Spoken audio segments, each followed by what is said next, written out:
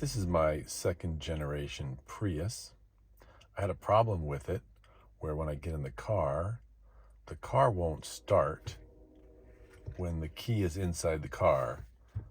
I have to put the key in the slot in order to start it. So if you see right now, I put my foot on the brake and attempt to start the car and it doesn't start.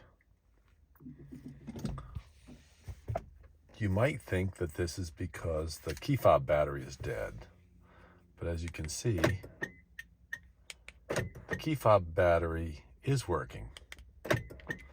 Also, right now, when I put my hand on the handle, the keys don't unlock automatically. So the car is not recognizing that the key is in the car, but the key fob battery is still good.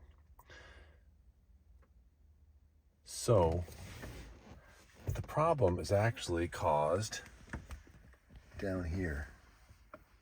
There's a button you can see that says key. That button needs to be out. So if we push that button and let it out, now the car will recognize the key. So now with the key still sitting here, if I put my foot on the brake and start the car, it will start up. Also, if you'll notice, next to that button is the button to set the tire pressure. That's good to know. Anyways, this is how you fix it if your second generation Prius won't recognize that the key is in the car. Thanks for watching.